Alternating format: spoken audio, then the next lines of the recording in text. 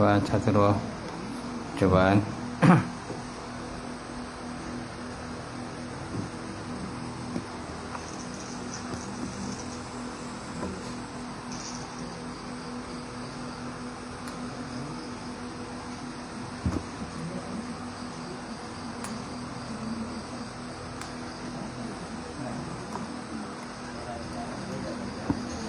Baik. Kita mulakan kuliah pada malam ni dengan kita sama-sama baca Ummul Kitab. Ila hadratin Nabi Muhammad Mustafa Rasulullah sallallahu alaihi wasallam wa alal kiram ashab ridham sya'ullah Fatihah. Auzubillahi minasyaitonir rajim. Bismillahirrahmanirrahim. Alhamdulillahirabbil alamin, arrahmanir rahim, maliki yaumiddin. Iyyaka na'budu wa iyyaka nasta'in. Ihdinas siratal mustaqim. Siratal ladzina an'amta 'alaihim ghairil maghdubi 'alaihim waladdallin. Amin. Assalamualaikum warahmatullahi taala wabarakatuh. Alhamdulillahilladzi hadana li hadza wa ma kunna linahtadiya laula an hadanallah. Asyhadu an la ilaha illallah wahdahu la syarikalah wa asyhadu anna Muhammadan abduhu wa rasuluh. Allahumma salli wa sallim ala sayyidina wa nabina wa syafina wa zuhrina wa maulana Muhammad wa ala alihi wa sahbihi wa man da'a bi da'watihi wa sanna bi sunnatihi ila yaumiddin.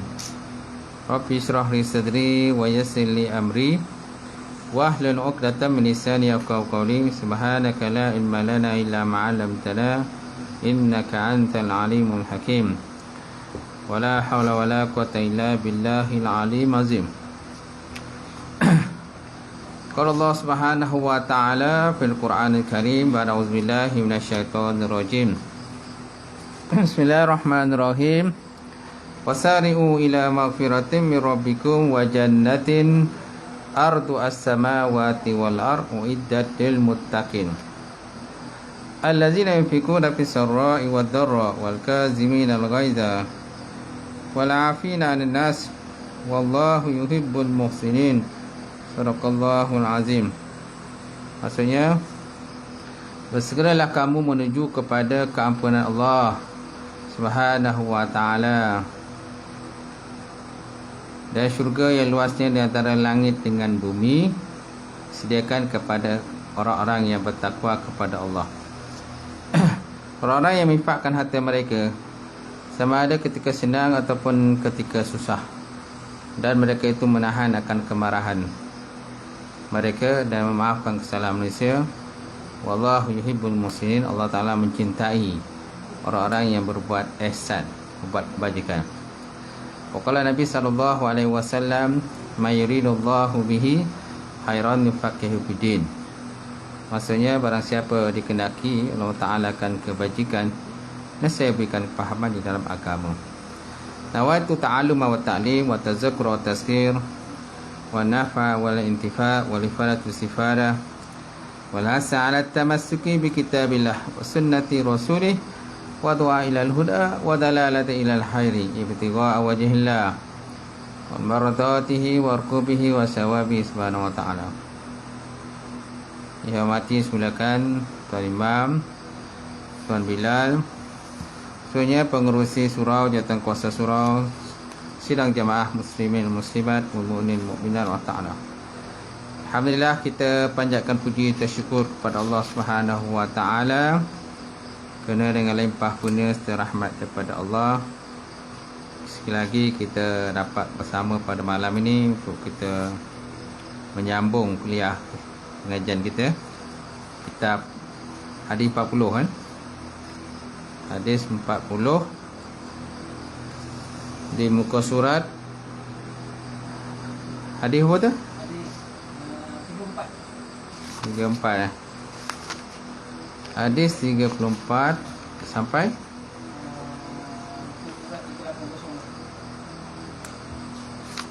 ayat dia. Ayat dia.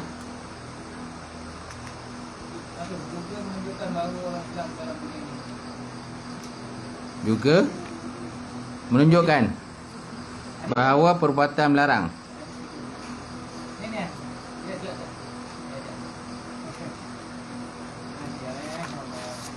Hadis 35. Nah, Muka surat 380. 380. Islam dalam dunia ini adalah saudara.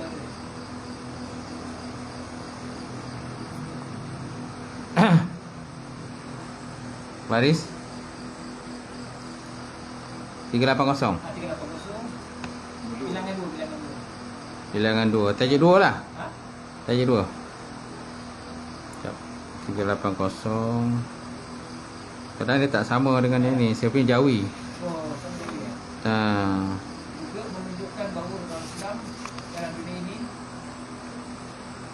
nombor 2. Juga menunjukkan bahawa orang Islam dalam dunia ini adalah bersaudara. Betul?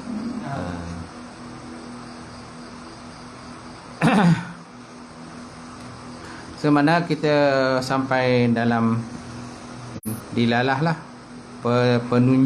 petunjuknya. So apakah petunjuk daripada hadis ini? Hadis yang kita baca, hadis yang ke 34 35 kan? 35. Hadis berkenaan la tahasadu wala tanajasu wala tabaghadu wala tadabaru wala yabi' ba'dukum ala bai'in ba'din wa kunu ibadallah ikhwana. Janganlah kamu hasad-menghasad, janganlah kamu tipu-menipu, janganlah kamu belakang-membelakangi, benci-membenci. Jangan membeli sebahagian kamu di atas pembelian sebahagian yang lain. Dan naklah kamu menjadi hamba Allah Ta'ala yang ikhwana. Wa kunu ibadallah ikhwana. Jadilah kamu hamba Allah Ta'ala yang bersaudara. Betul kan? Dalam itu. So kita lihat kepada dilalahnya, penunjuknya. Kita lihat penunjuk pertama semula. Di antara yang ditunjuk oleh hadis ini ada 3. Yang ke-30 ini, pertama hadis ini menunjukkan secara ringkas bahawa Rasulullah sallallahu alaihi wasallam melarang setiap orang melakukan sebarang perbuatan yang mencedera atau merosakkan kehormatan saudaranya dari orang Islam. Betul? Jadi kita dilaranglah. Dilarang mencedera atau merosakkan kehormatan saudara kita yang sama Islam. Janganlah ada bergaduh kan? Bergaduh, berasak, tengkar kan? Mujadalah ni suka berbalah, berbantah. Islam larang daripada suka berbantah. Kerana bila berbantah akan menyebabkan terjadinya perpecahan di kalangan Islam sendirilah. Sedangkan Islam menekankan kepada jamaah. Alaikum bil jamaah. Naklah kamu hidup dalam keadaan berjemaah. Wal firqah azab. Sedangkan bercerai itu termasuk dalam azab Allah Subhanahu Wa Taala.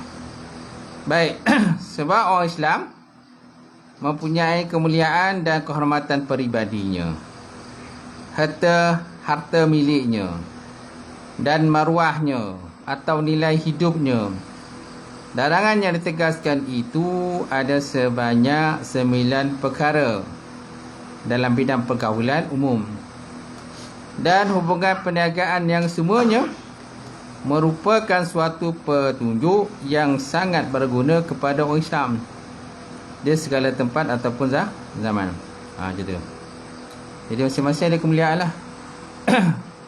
Jangan kita ceroboh kemuliaan orang lain. Mana kita rosakkan lah kemuliaan orang lain, kehormatan orang lain. Bila kita rosakkan kehormatan orang lain pun akan merosakkan kehormatan kita.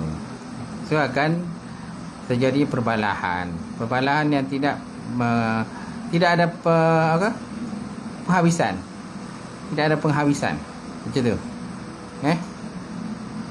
Dalam bab berbalah ini Nabi sallallahu alaihi wasallam sebut walaupun kita di kalangan orang benar, siapa yang berada di pihak benar sedangkan dia tak nak berbalah, maka Allah Ta'ala akan membinakan dia satu rumah dalam syurga. Dalam syurga kan. Kemudian barang siapa yang berada pada bukan pihak yang benar sedangkan dia enggan berbalah, maka Allah Ta'ala akan membuatkan satu rumahnya di tepi syurga. Semana tepi syurga pun ada rumah Ta'ala. Ada dua kan, sama ada pihak benar ataupun pihak yang salah. Baik.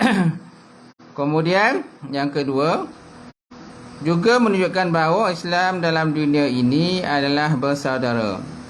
Kerana ini maka diharamkan kata setiap Islam mengerjakan sesuatu yang bertentangan dengan hak persaudaraannya. Rasulullah SAW dalam hadis tersebut menegaskan perintahnya mengenai hal persaudaraan tersebut, iaitulah firman Allah Ta'ala dalam Quran, wa kunu ibadallahi ikhwana. Wa kunu ibadallahi ikhwana. Naklah jadi kamu akan hamba Allah Ta'ala yang bersaudara. So, saudaralah. Dan Nabi juga sebut masalah mukminina bitawaddihim wa tarahimihim wa ta'atufihim kama salil jasil wahid ijastasqa minhu udhun tada'alahu bisairil jasri wal humma. Perbandingan perumpamaan orang-orang yang beriman itu merupakan seperti satu tubuh, satu batang tubuh. So kalau sakit satu tubuh tu, maka sakitlah tubuh yang lain. Kalau sakit gigi lah tu kan, walaupun yang sakit tu gigi yang sakit, bukan gigi, gusi kan, gigi keras. Gigi tu keras, yang sakit tu gusi lah, berlubang dan sebagainya. So apa perasaan kita kalau gusi kita sakit? Kadang-kadang tu menangis lah, menangis tak berlagu lah istilah kita kan. Dia yang sakit tu bukan situ saja, mana tempat lain pun sakit juga. Demam, tak boleh buat kerja, panas badan dan sebagainya. Selagi mana benda tu tak diselesaikan, selagi mana gigi tu tak dicabut, selagi itulah dia akan terus sakit dan demam. Itulah ibaratnya seperti satu tubuh, kata Rasulullah sallallahu alaihi wasallam.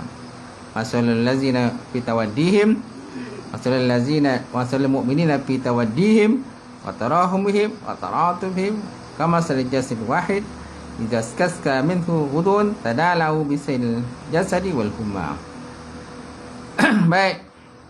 Jadi berkata Imam Qurtubi pula bahawa arti sabdanya ialah hendaklah kamu jadi seperti orang-orang yang bersaudara sebagai persaudaraan satu darah, keturunan yang diikat oleh rasa kasih sayang, saling cinta mencintai, nasihat menasihati, bantu membantu serta bertimbang rasa. Itu kata Imam Qurtubi, wa kunu ibadallahi ikhwana.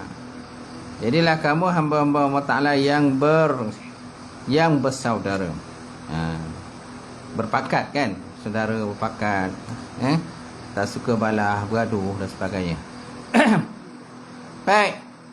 Ini antara petunjuk hadis yang sangat patut diambil perhatian oleh setiap orang Islam untuk melihara keteguhan dan keutuhan perpaduan dalam hubungan persaudaraan.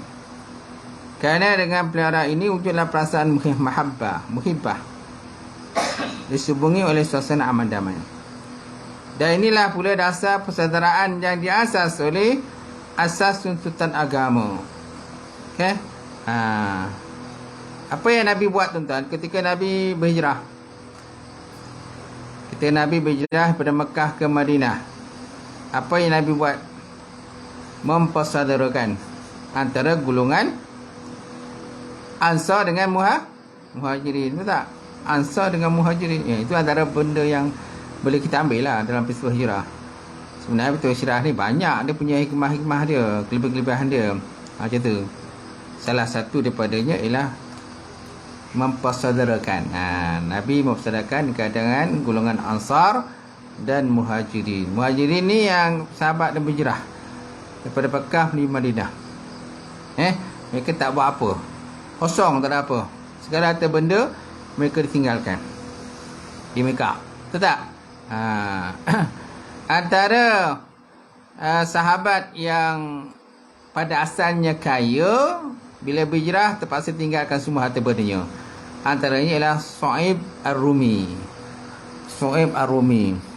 Su'aib Ar-Rumi ni dia seorang peniaga.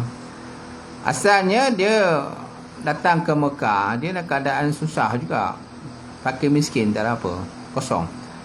Akhirnya dia nak berniaga, dapat idea berniaga, akhirnya dia kaya raya. Kemudian dia masuk Islam. Bila dia perintahkan pergi berniaga, berhijrah, maka dia pergilah nak bawa harta dia sekali. Harta dia banyak. Nak bawa lah pergi ke Madinah. Tetapi ditahan oleh orang kafir Quraisy. Maka Abu Jahal tanya, wahai Suhaib, dia kata, kau nak pergi mana? Aku nak pergi berhijrah. Apa yang kau bawa tu? Oh, ni harta aku. Kan? Kan? Kamu tahu tak, wahai Suhaib, dia kata, kamu dulu datang kemari dalam keadaan fakir miskin, susah. Sekarang kau dah jadi kaya. Sekarang kau dah jadi pengikut Muhammad. Sekarang kau nak bawa harta kau pergi ke Madinah. Oh, no way, dia kata. Kan? Tiada jalan. Kalau kau nak pergi hijrah, pergi. Tapi harta tinggal. Nampak? Segala harta benda kau ditinggalkan di Mekah. Maka Suhaib Rumi kata, tak ada masalah padaku, dia kata. Yang penting Allah Ta'ala dan Rasul. Maka akhirnya pergi berhijrah. Tinggal kerasa sekarang harta bendanya di Mekah, tuan-tuan. Itu pengajaran, pengalaman, kan, pengorbanan yang dilakukan oleh sahabat bernama Suhaib Ar-Rumi. Baik, seterusnya. Dan inilah pula dasar persaudaraan yang diasas oleh di atas tuntutan agama, serta dipelihara dengan semangat pengajaran, dalam mana perasaan muhibah yang sejati menjadi terasnya. Maka dengan semangat ini terdapatlah saling hormat menghormati, betul tak? Saling hormat menghormati, bantu-membantu, berusaha untuk mewujudkan kebaikan, menghindarkan kejahatan. Dan ini pula yang menjadi amalan hidup seseorang dalam masyarakat. Andai kata oleh suatu hal seorang itu tak dapat melaksanakan amalan ini, maka naklah dia hidup berdiam diri, tak usahlah mengganggu dan menyusahkan orang lain. Ikulah pengajaran ini yang pernah dikatakan oleh Ar-Razi. Ar-Razi ini salah seorang daripada dia ni Yahya bin Mu'aid. Nama sebenarnya Yahya bin Mu'aid, seorang ulama tasawuf. Seorang ulama tasawuf. Baik, apa kata dia? Litakun hazzul mu'mini minka salasatun, illam tanfa'hu fala tadurruhu, wa illam tufrihu fala tagummahu, wa illam tamdahu fala tazummahu. Litakun hazzul mu'minin minka salasah. Naklah kamu pelihara 3 perkara yang menjadi habuan orang mukmin. Habuan, hazun mukminin. Hazun ni bahagian lah, ataupun habuan orang beriman. Baik, apa dia yang 3 tu? Yang pertama, illan tanfa'hu fala tadurruhu. Dia kata, jika kau tak dapat memberikan manfaat kepadanya, maka janganlah engkau menyusahkan dia. Kalau kita tak boleh nak bagi manfaat orang lain, so jangan susahkan orang. Tapi banyak zaman sekarang ni menyusahkan orang, kan? Dah lah tak boleh beri manfaat pada orang lain, menyusahkan pula. Menyusahkan, menyakitkan hati orang, menyibukkan orang, macam tu. Yang kedua, wa illam tufrihu fala tagummahu. Jika kau tak mau menyukakan dia, maka janganlah kau mendukakan dia. Jika kau tak mau menyukakan dia, maka jangan mendukakan. Menyedihkan orang, jangan menyedihkan orang. Sampaikan orang tersedih, kan? Susah hidup dia, tak? Sebabkan oleh perbuatan kita. Yang ketiga, wa illam tamdahu fala tagummahu. Jika kau tak hendak memuji dia, maka janganlah kau mencela dia. Kalau kau tak nak puji dia, so jangan cela.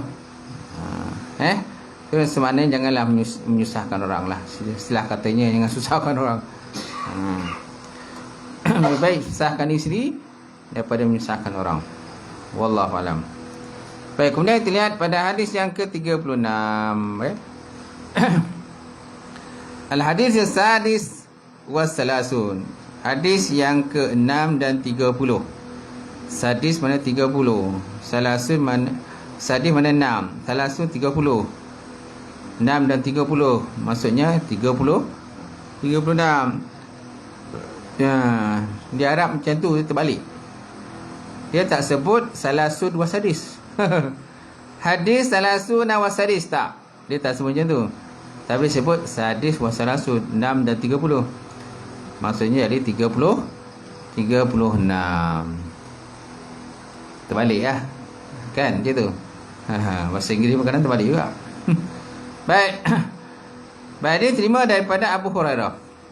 An Abu Hurairah radhiyallahu ta'ala anhu an Nabi sallallahu alaihi wasallam qala man nafasa an mu'minin kurbatan min kurabid dunya nafasallahu anhu kurbatan min kurabil yaumil qiyamah.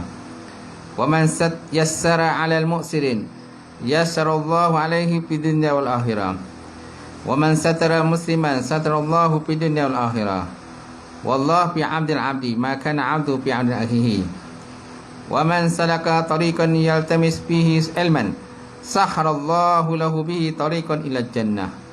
Wa majtama'a qaumun fi baitin min buyutillah yatluna kitaballahi yatadarasunahu bainahum illa nazal 'alaihimus sakinah wa ghashiyathumul rahmah wa haffathumul malaikah wa zakarahumullah bima indah. Wa man abta'a bihi amaluhu lam yusri bihi nasabahu. Rawahul Muslim fi hadzal lafaz. Jadi lafaz ini hadis riwayat daripada Imam Muslim lah. Jadi kemungkinan ada lagi daripada Imam Bukhari. Imam Bukhari pun mungkin ada juga, tapi mungkin lafaznya agak berbeza lah daripada hadis ni. Faham kan? Baik. Di mana hadis ini terima daripada Abu Hurairah radhiyallahu ta'ala anhu. Qala, telah berkata ia, apa kata Nabi sallallahu alaihi wa ala alihi wasallam, man nafasa an mu'minin kurbatan min kurabid dunya nafasallahu anhu kurbatan min kurabid akhirah. Barang siapa yang melapangkan dari seorang mukmin kedukaan dunia, kita melapangkanlah.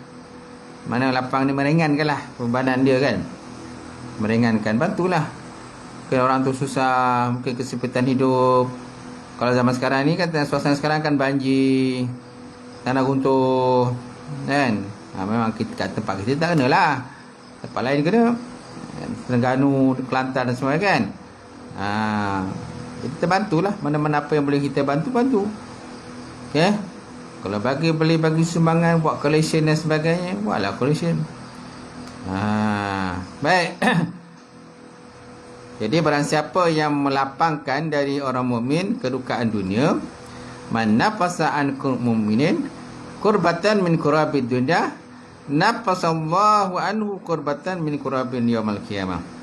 Nescaya Allah Ta'ala akan melapangkan dia dari satu kedukaan, dari segala kedukaan pada hari kiamat. Tak? Allah Ta'ala melapangkan kita, kan, kedukaan kita, kesediaan kita pada hari kiamat besok lah. Sebab kita tak tahu besok akhirat macam mana, pada mahsyar kan, macam mana. Kita sedih ke, kita susah ke, kita senang ke, tak tahu lagi. Baik, kemudian waman yassara 'alal mu'sirin yassarallahu alaihi fid dunya wal akhirah. Barang siapa yang memudahkan atas orang yang susah, saya Allah Ta'ala memudahkan atasnya dalam dunia dan akhirat. Man yassara 'alal mu'sirin, yassara mana memudahkan. Barang siapa yang mudahkan di atas orang mu'sir ni orang susah lah. Yassarallah, Allah Ta'ala meyassarkan, memudahkan kepada kehidupannya, sama ada di dunia dan akhirat. Baik. Kemudian wa man satara al-musliman satarallahu fid dunya wal akhirah. Dan barang siapa yang menutupi rahsia orang Islam, nescaya Allah Ta'ala menutupi akan diri dia sama ada di dunia dan akhirat. Dunia dan akhirat Allah Ta'ala menutupi segala keaiban kita. Kalau kita suka dedah keaiban orang lain, suka selongkar keaiban orang lain, so besok sama ada dunia akhirat pun akan Allah Ta'ala buka keaiban. Betul tak? Di sini disebut dunia akhirat. Dia ada dia punya tu hikmah tu. Kan Nabi kata fid dunya wal akhirah. Kalau yang pertama tu dia kata qura min qurabil yaumil qiyamah, daripada duka cita hari kiamat. Dia tak sebut, Nabi tak sebut perenggan pertama tu fid dunya wal akhirah, dalam dunia dan akhirat. Tapi perenggan yang kedua disebut barang siapa yang memudahkan di atas orang yang susah, nescaya Allah Ta'ala memudahkan padanya, sama ada hidup dunia akhirat. Allah Ta'ala mudahkan. So dikaitkan dunia akhirat. Dikaitkan dunia akhirat. Kalau kita mudahkan hidup orang, so dalam dunia ini, sebenarnya dalam dunia lagi lah, dalam keadaan kita dalam masih hidup pun Allah Ta'ala dah mudahkan lagi lah. Dia ada kait tu fid dunya wal akhirah, dunia dan akhirat. Gitu. Kemudian barang siapa menutup kaipan musliman, orang muslim, Allah Ta'ala menutup kaipannya di dunia dan akhirat. So kait dunia dan akhirat. Nabi tak sebut akhirat saja, tapi Nabi sebut dunia dan akhirat. Siapa yang menutup kaipan saudaranya, Allah Ta'ala menutupkan kaipannya sama ada kaipan dunia dan akhirat. Semana kalau siapa membuka kaipan orang lain, mana kat dunia pun Allah Ta'ala dah buka kaipan dia. Belum akhirat lagi. Belum akhirat lagi. Akhirat besok lagi pula dibuka kaipannya. Baik. Kemudian wallahu fi auni al-'abdi ma kana al-'abdu fi auni akhihi. Dan Allah Ta'ala selalu menolong hamba-Nya selama hamba-Nya itu dalam usaha menolong akan saudaranya. Allah Ta'ala akan bantu kita, akan tolong kita sebagaimana kita ada niat dan usaha kan untuk membantu sahabat kita. Tapi bantu ni maknanya bantu benda baik lah, bukan bantu benda jahat. Allah Ta'ala sebut dalam Al-Quran, wa ta'awanu 'alal birri wat taqwa wa la ta'awanu 'ala ismi wal udwan. Hendaklah kamu membantu dalam perkara kan kebajikan dan takwa. Alal birri wat taqwa. Birri itu makna kebajikan dan takwa. Wala ta'awanu 'ala ismi wal udwan. Jangan kamu bantu-bantu dalam perkara dosa dan permusuhan. Udwan kan permusuhan. Sebantu-bantu pun ada dua kategori. Satu bantu-bantu benda baik. Satu lagi bantu benda yang tak elok. Okey. Jadi maksudnya bantu-bantu benda yang baik. Baik, maksudnya kemudian wa man salaka tariqan yaltamis bihi ilman sahalallahu lahu bihi tariqan ila jannah. Barang siapa yang menjalani satu jalan untuk menuntut ilmu, nescaya Allah Ta'ala memudahkan baginya satu jalan ke syurga. Allah Ta'ala mudahkan satu jalan. Sebab apa? Bila menuntut ilmu ni, ilmu kita akan bertambah kan. Bila ilmu bertambah, siapa tak tuntut ilmu, ilmu dia tak bertambah lah. Siapa tuntut ilmu, ilmu dia bertambah. Bila dia ilmu bertambah, maka hilanglah kejahilannya sikit demi sikit. Bila jahil hilang, maka akan mudahlah untuk masuk syurga. Betul tak? Orang jahil dia tak akan masuk syurga kecuali Allah Ta'ala kehendak Allah Ta'ala lah. Kalau Allah Ta'ala kehendakkan masuk syurga, masuklah. Tapi orang jahil ni susahlah masuk syurga sebab dia jahil. Dia jahil, dia tak nak ibadah. Betul? Dia jahil, dia tak ada rasa takut pada Allah. Yang rasa takut pada Allah ialah orang alim. Innama yakhsyallaha min ibadihil ulama. Hanya sahaja orang yang takut kepada Allah itulah di kalangan ulama. Ulama ialah orang yang berilmu dalam bab agama. Berilmu kan. Tapi zaman sekarang ni banyak yang mengaku sebagai ulama. Dia pun jadi mufti juga. Mufti dalam TikTok, mufti dalam FB, dia mengaku sebagai mufti. Tapi dia bukan ulama. Baik, seterusnya. Jadi barang siapa yang menjadi satu jalan untuk menuntut ilmu, senantiasa Allah Ta'ala mudahkan bagi satu jalan ke syurga. Sebab apa? Dia mudahkan jalan ke syurga. Kerana dengan menuntut ilmu akan hilanglah kejahilan dia. Orang tak nak menuntut ilmu, kejahilan dia tak akan hilang. Dia terus nak kena jahil, tak tahu apa hukum. Kalau bercakap pun ikut hawa nafsu, bukan ikut agama. Baik. Kemudian wa mashtama'a qaumun fi baitin min buyutillah yatluna kitaballah wa yatadarasunahu bainahum illa nazala alaihim as-sakinah. Dan tidak berhimpun satu kaum dalam satu rumah daripada rumah-rumah Allah Subhanahu wa taala untuk membaca kitab Allah, untuk membaca Quran. Kan? Wa yatadarasunahu. Yatadaras ni mempelajari Quran. Bertadaruslah.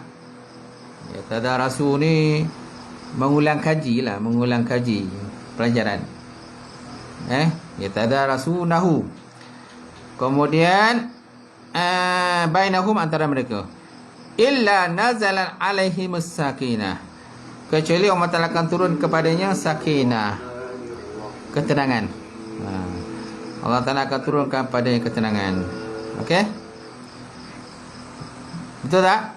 Orang yang baca Quran ni akan tenang. Ada tak orang baca Quran tak tenang-tenang? Tak ada kan? Lazimnya orang baca Quran ni akan tenang. Dia tak keluh kesah, tak gelojoh, je tu. Tenang je. Orang cakap apa-apa pada dia pun dia tenang je. Kan? Orang kutuk dia tenang je biasa. Orang kutuk kan, orang yang kutuk tu lah yang dapat dosa. Dia dapat pahala. Dapat pahala kan? Banyak zaman sekarang ni orang suka mengutuk orang lain. Dia tak tahu juga bila dia kutuk orang lain, maknanya dia kutuk diri sendiri. Dia kutuk diri dia sendiri. Sebab apa? Dia dapat dosa. Orang lain dapat pahala, yang kena kutuk dapat pahala. Baik. Kemudian wa ghasiyat umul marahmah, dan diliputi oleh mereka itu rahmat daripada Allah. Wa hafat umul malaikah, dan dilingkungi oleh para malaikat. Para malaikat melingkungi akan diri dia.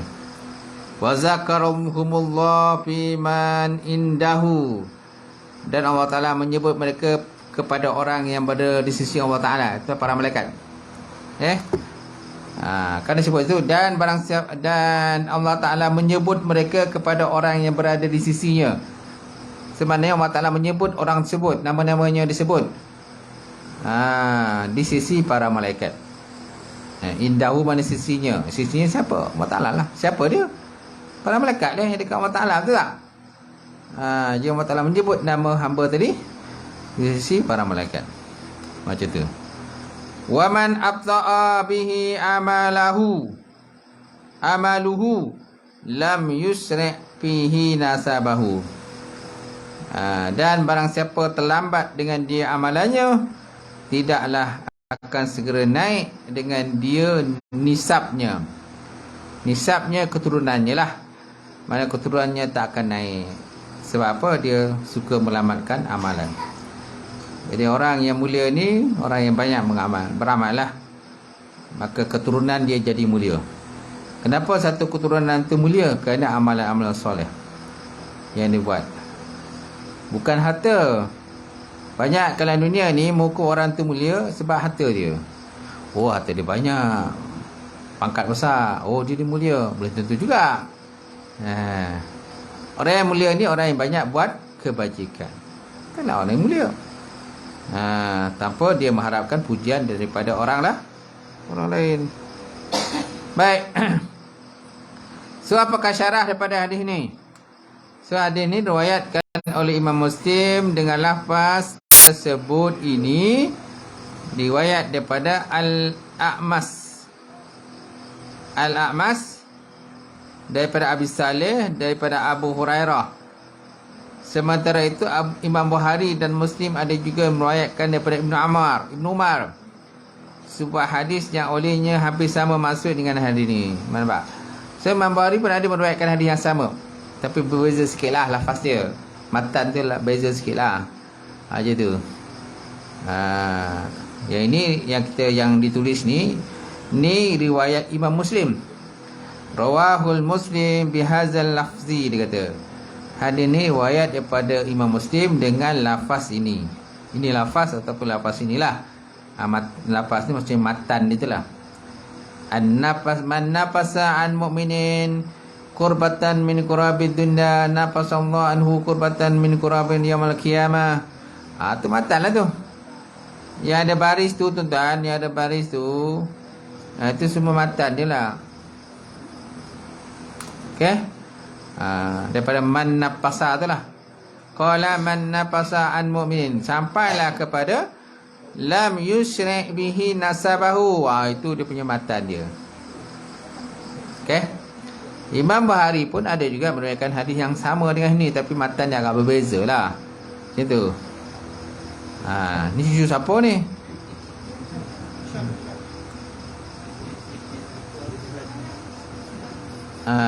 Tengok sepi kan. Mana bondo yang aku boleh dah usik ni? Mana bondo yang aku nak usik kan? Dah. Okey. Jangan ada lontong dengan set saya sudah. Je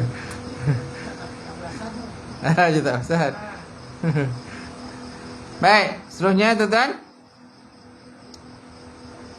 Baik, nilaian hadis. Hadis ini dalam nilaiannya adalah sama seperti hadis yang sebelumnya, iaitu hadis yang ke-35 yang pada keseluruhannya memperkatakan persoalan yang amat penting dalam persatuan Islam. Baik, tajuk pertama, perkara yang mengenai balasan berkaitan dengan kebaikan di antara orang Islam dan juga orang-orang lain. Pertama, balasan kepada orang yang melapang, memudah dan menutupi rahsia. Okey, pertama balasan kepada orang yang memudahkan sesuatu urusan, melapangkan satu urusan, memudahkan urusan dan menutupi rahsia. Tak kisahlah rahsia orang beriman ke tak beriman dan sebagainya. Betul? Jadi pada hadis tersebut Rasulullah SAW menerangkan balasan itu dalam mana ditegaskan perkara membuka rahsia, membagikan manusia kepada dua bahagi. So dalam bab buka rahsia ni okay, terlangkau pula, bahawa barang siapa yang menolong melapangkan daripada seorang mukmin satu kedukaan daripada kedukaan dunia yang sangat menggelisahkan hati dan perasaannya, Nasya Allah Ta'ala akan melapangkan pula baginya daripadanya satu kedukaan dari segala kedukaan hari kiamat. Disebut tu hari kiamat. Siapa melapangkan satu kedukaan seseorang di dunia, so balasannya akhirat. Balasannya akhirat lah. Allah Ta'ala akan melapangkan satu kedukaannya daripada segala kedukaan di akhirat. Kalau seandainya berlakulah kedukaan pada orang tersebut. Macam tu. Tapi orang beriman sebenarnya dia tak ada duka apa-apa. Yang duka ni orang munafik, orang kafir, orang ahli maksiat. Tu dia duka lah, sedih. Sebab apa? Amalan dia tak banyak kan. Yang banyak buat kejahatan. Macam tu. Sedangkan orang beriman mengganjakan amalan soleh, apa yang diduka? Tak ada apa yang duka. Muka masing-masing pun berseri-seri, sonor kan. Nampak pula syurga depan mata dah ada. Apa lagi kan. Baik. So nyata dari keterangan ini, balasan yang akan terima dari pertolongannya melapang atau meringan atau menghilang kedukaan itu adalah di akhirat, gitu. Mana dia punya balasan tu akhirat. Ya, bukan masa tu, bukan di dunia, tapi di akhirat akan dibalas dengan kelapangan. Gitu. Baik. Jadi balasan ni kalau dihalusi tidaklah sebanding dengan pertolongan itu. Mengingat kepada kesusahan dunia yang walau bagaimana azab dan sesaranya tidaklah dapat disamakan dengan susah akhirat. Nampak? Dan dunia ni ada kalau Malaysia ni susah, betul tak? Hidup susah, kais pagi makan pagi, ke petang. Ada yang gelandangan, golongan gelandangan. Dia kelumpur tu ada gelandangan. Walaupun kelumpur tu dengan kata bangunan yang canggih-canggih, bangunan pencakar langit, betul tak? Ni ada bangunan terbaru yang tengah buat kan. Napi nak siap tu. Kan? Bangunan tertinggi nombor di dunia kan, nombor 2 kan. Nombor 2 tertinggi lah. Bangunan apa ya? Yang warna biru tu, biru hijau. Kan? Memang tinggi lah bangunan tu. Itu saya pergi KL tu. Memang tinggi. Lebih tinggi daripada KLCC tu. Lebih tinggi daripada KLCC, lebih tinggi daripada Menara Kuala Lumpur tu kan. Dia lagi tinggi lagi. Mana yang ketiga tertinggi lah, ni Kelumpur tu. Dan nombor 2 tertinggi di dunia, selepas daripada Burj Khalifa. Je tu. Besok tak tahulah, ni China pun, Arab Saudi pun tengah melawan-lawan ni, nak buat lagi bangunan tinggi lagi kan. Mungkin akan datang menunda, mungkin sampai kawan pula kan. So siapa yang nak pergi nak pergi melancong di angkasa, so tak payah naik kapal terbang lah, naik bangunan je, naik lift bangunan terus sampai ke bangunan. Manusia boleh lumba nak buat bangunan tertinggi lah, sampai perawan tu kan, insyaAllah. Tapi kalau berlaku kemakaran, habis ya, nasib lah. Kalau terbakar macam tu.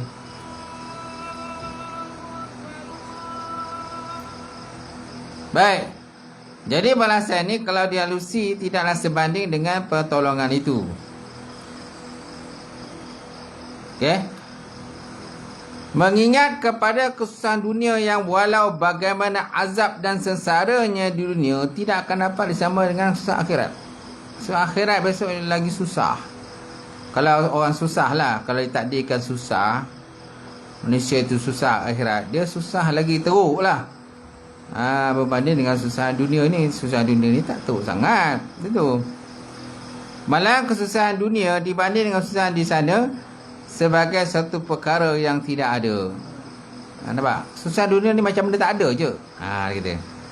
Walaupun dunia ni ada orang hidup susah, ada orang sakit, melarat, ada orang yang kena stroke kan, dan macam-macam lah. Ada yang fakir miskin, taif, ada yang kata yalah orang bangunan apa? Sleeper. Skyscraper. Skyscraper. Itu bangunan yang sekarang ni dah hampir siap tu. Belum rasmi ke. Itu memang tak tahu apa tingkat. Berapa tingkat? 100 lebih. So besok kalau tuan-tuan nak tengok suasana Kuala Lumpur daripada bangunan, naik je bangunan tu.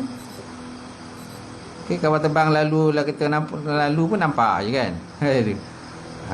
Mungkin boleh pegang pula di kapal lalu. Kapal terbang lalu kan, dekat sangat dengan bangunan. Betul. Masalahnya ialah kalau berlaku apa-apa pada bangunan tu ialah bakaran ke kan, runtuh ke dan sebagainya. Tak tahu pengertian dia akan datang kan, macam tu. Baik, seterusnya, melahan kesusahan dunia dibanding dengan kesusahan akhirat sebagai satu perkara macam tak ada. Jadi kesusahan dunia ni macam tak ada lah, kata Musoneh. Walaupun ada usaha dunia, macam-macam usaha dunia kan, tapi dikira macam tak ada.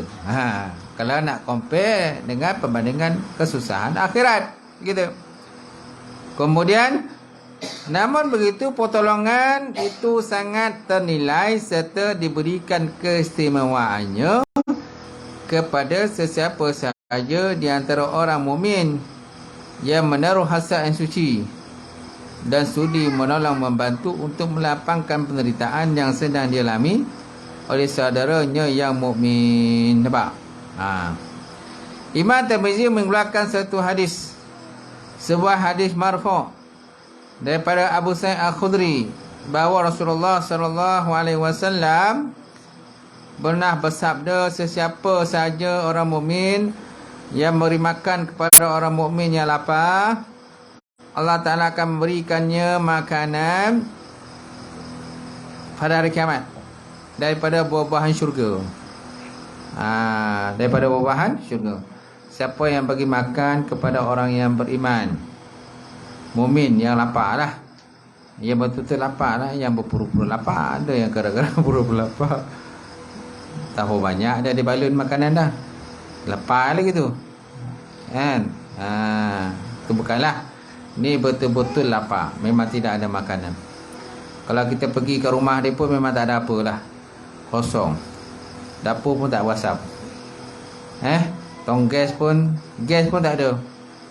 Rumah kita kan ada tong gas, kadang ada 3 ompek tong gas rumah kita. Takut tak ada gas. Kan 3 ompek tong gas tu kan.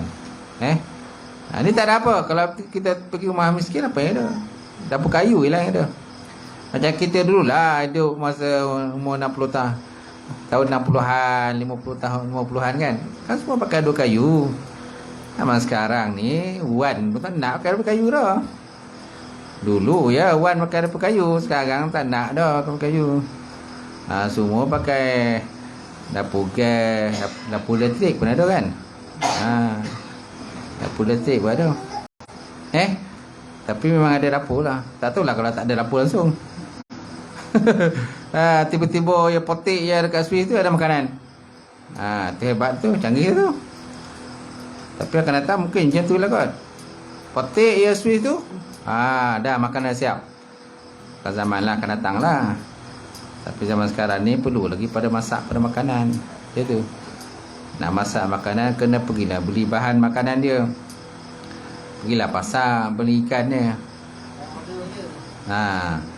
Ataupun zaman order kan, order telefon dia Grab tu, dak Foodpanda tu hantar. Tapi selama mana yang kita nak kena order. Baik, kemudian dan siapa saja orang mukmin yang memberi minuman kepada mukmin yang dahaga, Allah Ta'ala akan meminumkan dia pada hari kiamat minuman daripada arak yang ditutup. Arak itu macam arak yang tak memabukkan lah. Kalau di dunia ni semua arak memabukkan. Whisky, brandy, betul tak? Cerita Nabi tu. Tuan nak makan, nak minum apa? Whisky, brandy. Aku nak minum susu, kan? Cowboy mana boleh minum susu, kan? Betul tak? Jangan banyak cakap, dia kata. Aku nak minum susu. Cowboy minum susu, kan? Gitu.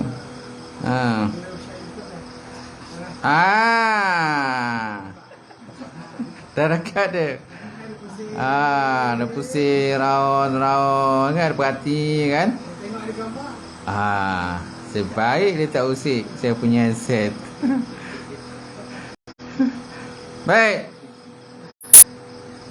Jadi siapa saja orang mukmin yang beri minuman kepada mukmin yang dahaga, Allah Ta'ala akan minumkan dia pada hari kiamat minuman daripada arak yang ditutup.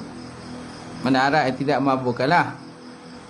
Dan siapa pula orang mukmin yang memberi pakaian pada mukmin yang telanjang, mukmin yang tidak berpakaian, Allah Ta'ala akan pakaikan dia daripada kain hijau syurga. Mana mukmin ni yang telanjang ni orang-orang lah, manusia, bukan binatang. Zaman sekarang ni binatang pun pakai pakaian kan. Monyet pun dipakai pakaian. Monyet kata aku tak nak pakai pakaian ni tu. Kerana hidup aku ni memang apa, monyet dia bulu dia tu, dia nak kira pakaian pada dia. Monyet dia bulu dia pakaian dia lah. Gitu. Tapi dipakaikan dengan baju lah. Seperti monyet yang dipakaikan baju. Silakan. Seperti monyet kena belacan kan. Seperti monyet dipakaikan baju. Monyet pun pakai baju, manusia tak nak pakai baju. Kita tengok masalah tu, mana nak pakai baju. Kemudian Allah Ta'ala akan pakaikan dia akan kain hijau syurga. Jadi hadis ini tuan menegaskan akan jenis balasan yang diberikan kepada orang mukmin. Orang mukmin yang menolong saudaranya di dunia untuk melepaskan atau sekurang-kurangnya mengurangkan penderitaan kesusahannya dalam perkara makan, minum, pakaian dan sebagainya. Sebab apa? Itu keperluan manusia kan. Pakaian keperluan manusia, minuman keperluan manusia, makanan keperluan manusia, dan juga sebagainya. Wallahu a'lam bishawab. Itulah tuan pada malam ini perbincangan kita.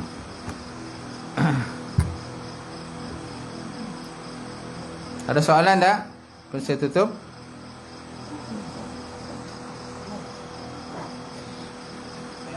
Tak ada? Tak ada. Baik. A'udzubillahi minasyaitonirrajim. Bismillahirrahmanirrahim. Alhamdulillahirabbil alamin wassalatu wassalamu ala asyrofil mursalin wa ala alihi washabihi ajmain. Allahumma zidna ilman nafi'a wa yaqinan sadiqan wa 'ilman taqabbala wa rizqan halalan mubarakatan katsiran. Wasiyana fataya alimna wa lana qulubana bi nuri ma'rifatika wa ta'ala fu'ala nifin. Allahumma faqina bidin, Allahumma faqina bidin. Allahumma ja'al hadza jam'an marhuma wa tafarruqana min ba'dihi tafarruqan ma'suma. Rabbana iftah bainana wa baina qaumina bil haqq wa anta ahlul fatihin. Rabbana faghfir lana dzunubana wa kaffir 'anna sayyi'atina wa tawaffana ma'al abrar. Rabbana atina fid dunya hasanah wa fil akhirati hasanah wa qina azabannar. Subhana rabbika rabbil izzati amma yasifun. Wassalamu ala mursalin walhamdulillahi rabbil alamin. Qabbalallahu minkum.